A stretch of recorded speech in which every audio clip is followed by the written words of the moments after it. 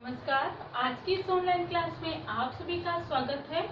कक्षा 11 विषय इतिहास का हमारा दूसरा अध्याय शहरी जीवन और लेखन कला। इसके अंतर्गत हम अभी शहरी जीवन के बारे में पढ़ रहे हैं और शहरी जीवन की जो शुरुआत है वो मेसोपोटामिया से हुई है। तो मेसोपोटामिया का शहरी जीवन कैसा था उसके बारे में ही हम पढ़ रहे हैं। तो मेसोपोटामिया के शहरी जीवन में जो माल का आयात निर्यात कैसे होता था उसके बारे में आज हम पढ़ेंगे।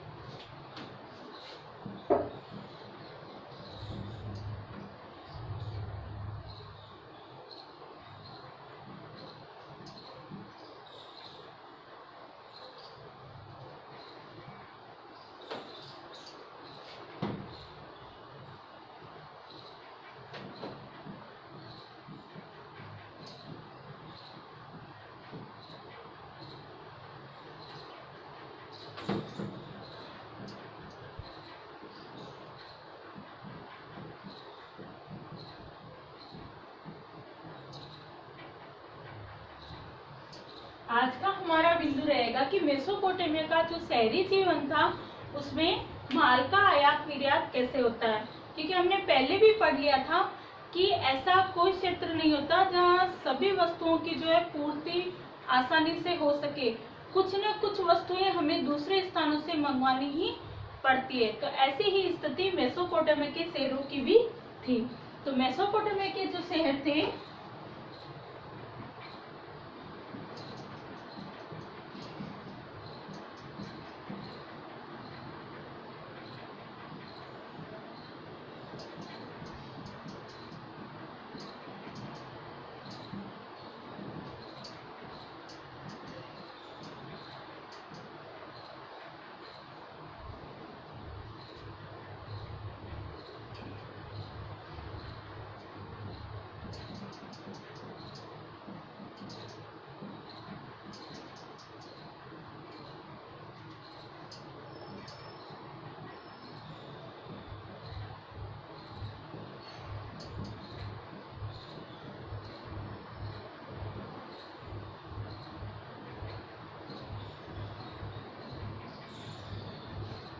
मेसोपोटामिया के जो शहर थे वहाँ खाद्य संसाधन यानी जो खाद्य पदार्थ थे वो प्रचुर मात्रा में थे और वहाँ की पूरी आवश्यकताएं पूर्ण हो रही थी और साथ में वो निर्यात करने की स्थिति में भी थे कि वो दूसरे देशों को अनाज और अन्य खाद्य सामग्री भेज सके। लेकिन वहाँ जो है खनिज संसाधनों की कमी थी, धातु वहाँ पर नहीं थे।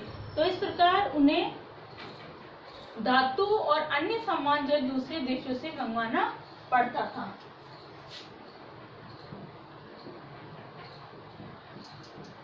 तो मेसोपोटामिया में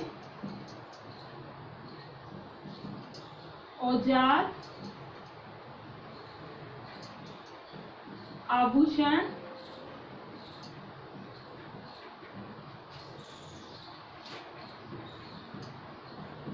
मोहरे,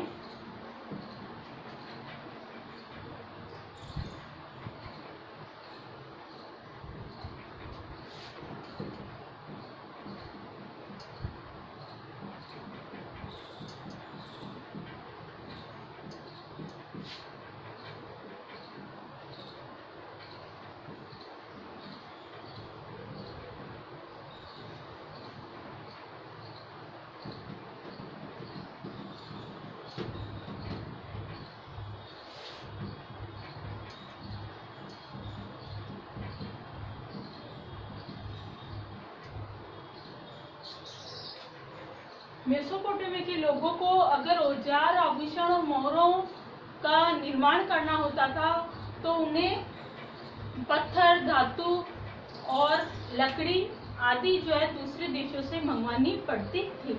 और इसके अलावा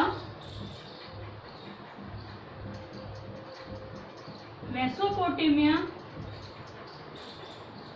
के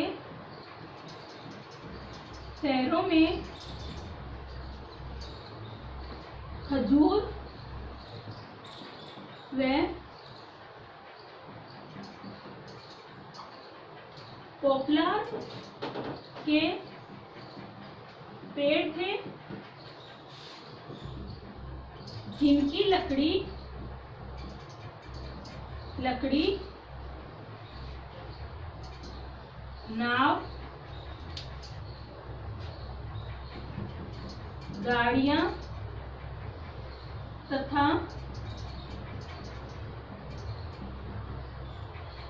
गाड़ियों के पहिए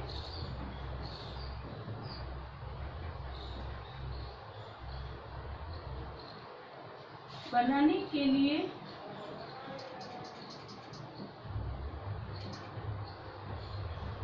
मजबूत नहीं थी। वहाँ खजूर और पोपलार के पेड़ थे और उसकी लकड़ी जो है वो नाव बनाने में और गाड़ियां या जो गाड़ियों के जो पहिए होते हैं ना उनको बनाने के लिए उपयुक्त नहीं थी, इसलिए उन्हें लकड़ी का भी निर्यात करना पड़ता था। लकड़ी भी जो है दूसरे देशों से आयात मंगवानी पड़ती थी। निर्यात का अर्थ है कि हम अपने देश से दूसरे देश को भेजते हैं, आयात का अर्थ होता है हम दूसरे देश से मंगवाते हैं। और किसी भी देश की आर्थिक स्थिति अगर अच्छी और मजबूत है तो उसका अर्थ होगा कि वो निर्यात अधिक से अधिक करता है, यानी खुद उस क्षेत्र में आत्मनिर्भर है और साथ में दूसरों की आवश्यकताओं की भी पूर्ति वो देश कर रहा हो। तो इस प्रकार मेसोपोटामिया जो था वो खाद्य संसाधन में जो है आत्मनिर्भर था और खाद्य संसाधन और जो कपड़ा था वो दूसरे देशों को आसानी से बेच सकता था, लेकिन उसे लकड़ी, पत्थर और खनिज संसाधन है वो दूसरे देशों से मंगवाने पड़ते थे। तो इस प्रकार उसे अपनी पत्थर, धातु और लकड़ी की जो पूर्ति है वो दूसरे देशों से करनी पड़ रही थी और उसके बदले में मेसोपोटामिया जो था वो कपड़े और खाद्य पदार्थ है वो दूसरे देशों को भेज रहा था। तो इस प्रकार मेसोपोटामिया ये पदार्थ किन देशों से मंगवा रहा था और किन देशों को इसके बदले में वो खाद्य पदार्थ और कपड़े भेज रहा था।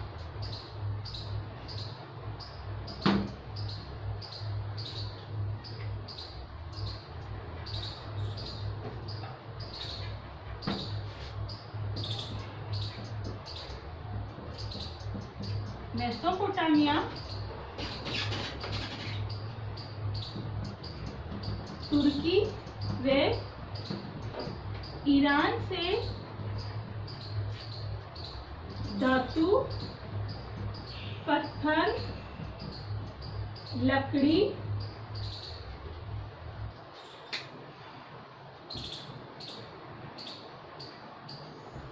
धातु, पत्थर, लकड़ी और धातु में लकड़ी, धातु में सोना, चांदी, रागा, तांबा आदि।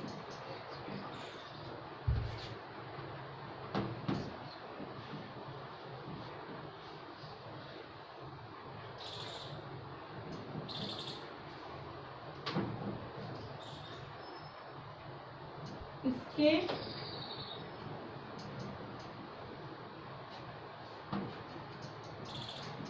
बदले में तुर्की व ईरान को कपड़ा व खाद्य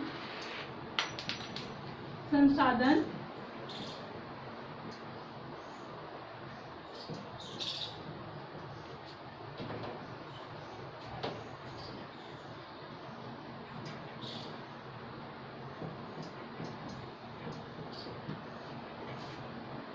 मेसोपोटामिया तुर्की और ईरान से तो धातु, पत्थर और लकड़ी, धातु में सोना, चांदी, रागा, तांबा आदि धातु मंगवाता था और उनके बदले में कपड़े और खाद्य जो पदार्थ थे, खाद्य संसाधन थे वो उनको देता था।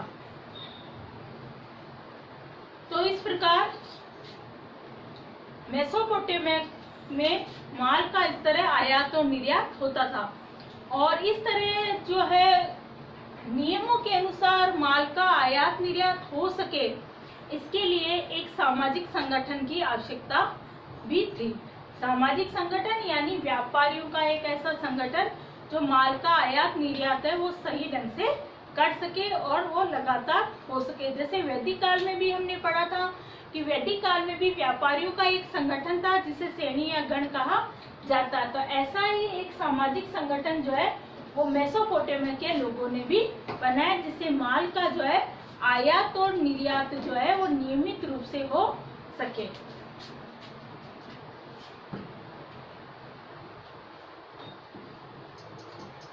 मेसोपोटामिया में माल का आयात निर्यात नियम से हो, इसके लिए एक सामाजिक संगठन बनाया गया ताकि माल का जो है आयात निर्यात आसानी से हो सके। और ये सामाजिक संगठन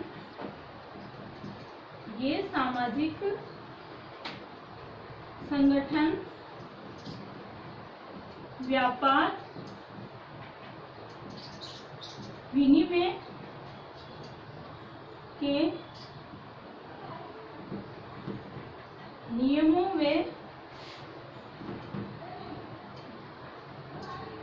निर्देशों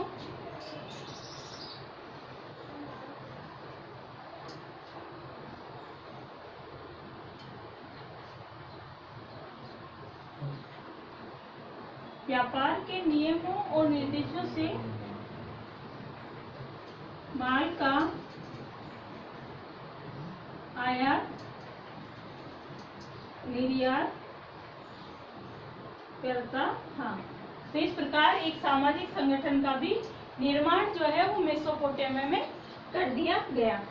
इसके बाद है इस माल के आयात निर्यात के लिए जो है परिवहन के साधनों की भी आवश्यकता हुई, क्योंकि ऐसे तो माल एक स्थान से दूसरे स्थान पर कैसे लाया और ले जाया जाएगा। तो इस प्रकार शिल्प, व्यापार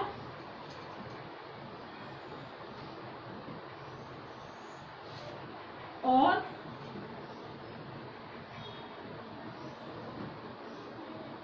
सेवाओं के लिए एक कुशल परिवहन भी शहर की एक महत्वपूर्ण आवश्यकता थी।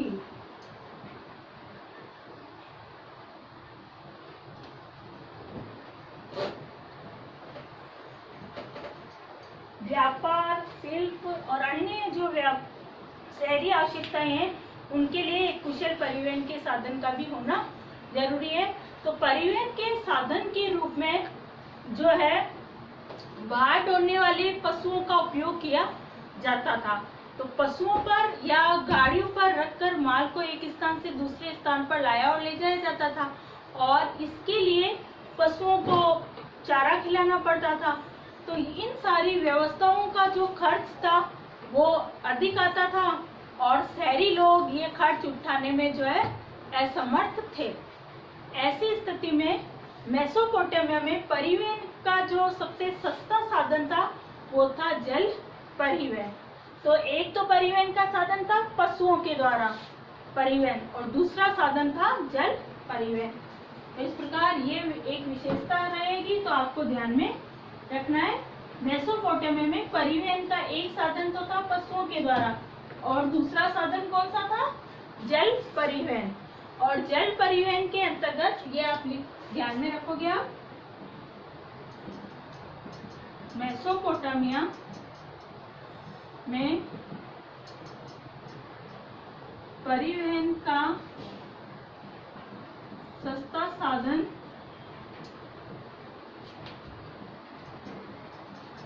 जल परिवहन था। और मेसोपोटामिया की जो फरात नदी और जो जल धाराएं थी वो परिवहन का एक महत्वपूर्ण साधन थी। और इसके साथ साथ जो फरात नदी थी, फरात नदी को व्यापार के लिए, फरात नदी को व्यापार के लिए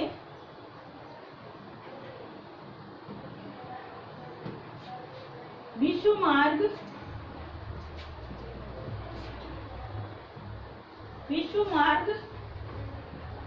के रूप में महत्वपूर्ण माना जाता था।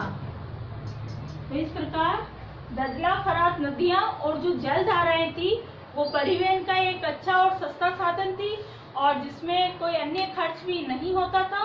और फरात नदी को जो है विश्व मार्ग के रूप में महत्वपूर्ण माना जाता था। तो इस प्रकार हमने देखा कि शहर में किस तरह जो है एक वस्तु के निर्माण के लिए किस तरह हमें अलग अलग वस्तुओं की जो आवश्यकता होती है वो हमें अन्य स्थान से मंगवानी भी पड़ती है। तो उसी को हम एक उदाहरण से समझेंगे। एक मूर्ति का उदाहरण है, आप ध्यानपूर्वक सुनना और समझना भी।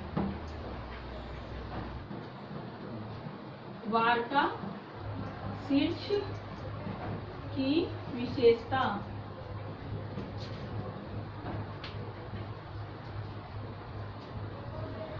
तीन 3000 ईसा पूर्व में उरुक नगर में स्त्री का सिर सफेद संगमरमर के पत्थर को तराश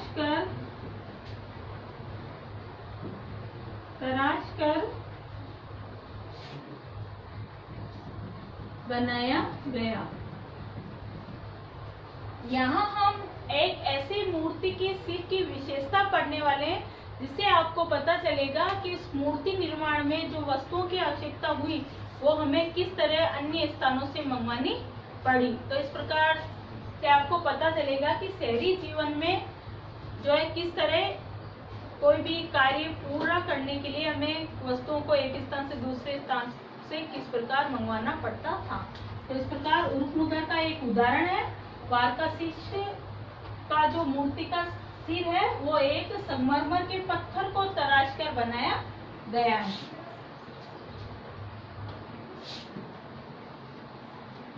उसकी आंखें वे भौहें नीले लाजवर्द।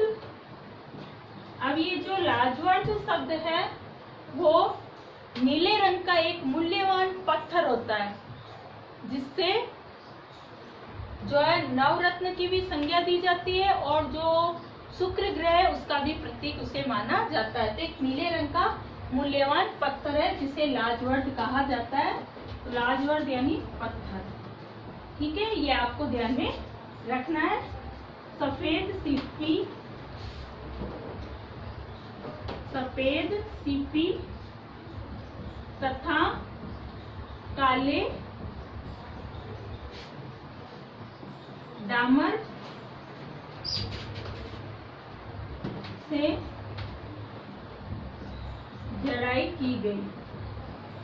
यानी ये मूर्ति का जो सिर है उसको सफेद संगमरमर के पत्थर पर तराशा गया है और उस मूर्ति के सिर की जो आंखें और जो भौहें हैं उसके लिए देखो नीले लाजवर्द यानी नीले रंग का जो बहुमूल्य पत्थर है उसका उपयोग, सफेद सीपी का उपयोग और काले डमर का, इन तीनों चीजों से आंखें और भौहों की जो है वो जड़ाई की गई है इस मूर्ति की।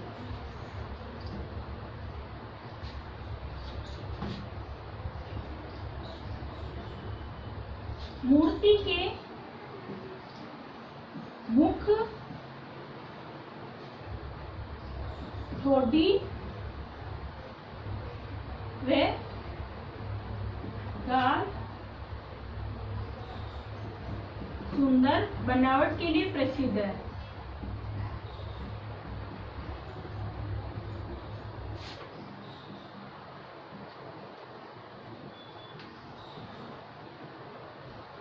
ये मूर्ति कला का विश्व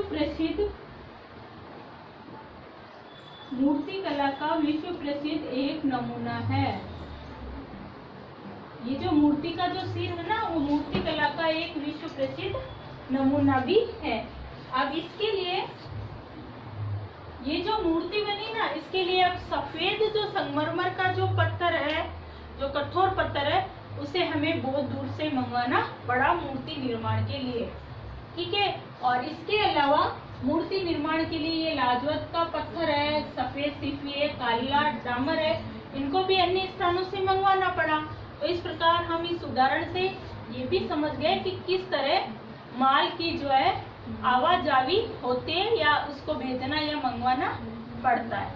तो इस तरह आज हमने शहरों में माल के आयात निर्यात के बारे में पढ़ा, और कल अगला जो हमारा वीडियो रहेगा उसमें हम लेखन कला के बारे में पढ़ेंगे। हमने शहरी जीवन के बारे में पढ़ लिया और आपको समझ में भी आ गया होगा कि किस तरह शहरी जीवन की शुरुआत जो है वो मेसोपोटामिया से हुई और मेसोपोटामिया के किन शहरों से हुई है।